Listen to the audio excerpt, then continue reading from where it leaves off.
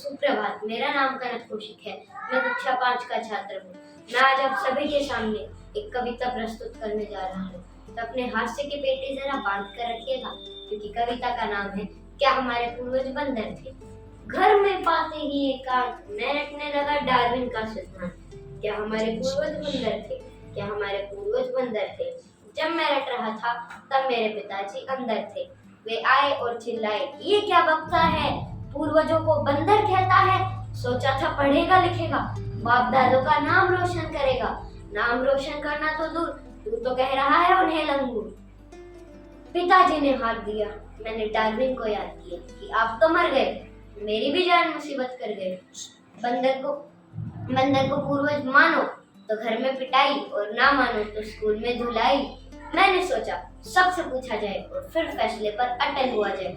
मैंने पूछा अपने पड़ोसी से, क्या हमारे पूर्वज बंदर थे, तो वह बोला, जी हाँ तुम्हारे होंगे, हमारे तो अग्रवाल थे।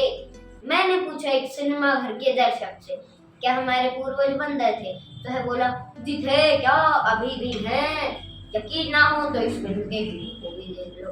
बंदर से 2 कदम आगे है ये तो, अगर कपड़े निकाल दोगे तो बेचारा पूरा बंदर ही लगेगा।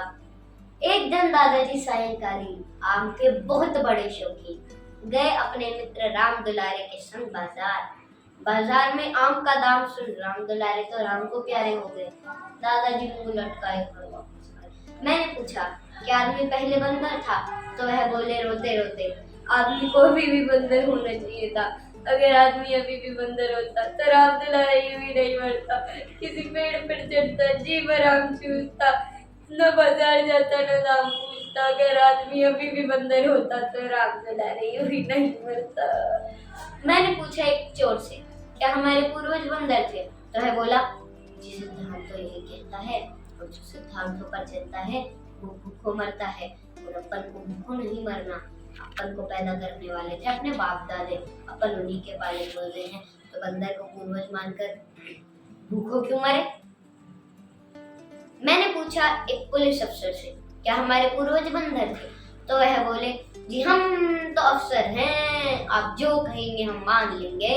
और जरा धीरे बोलिए, दरोगा जी सो रहे हैं, वो तो अपने बाप को भी बाप नहीं मानते, बंदर को पूर्वज क्या मानेंगे।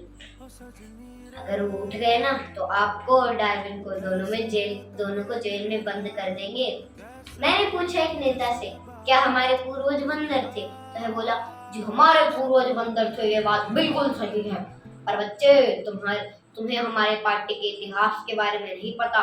हम ही हैं वो जिन्होंने आंदोलन चलाया, सभी बंदरों को इंसान बनाया, और फिर देश को भी आजाद हम ही ने करवाया।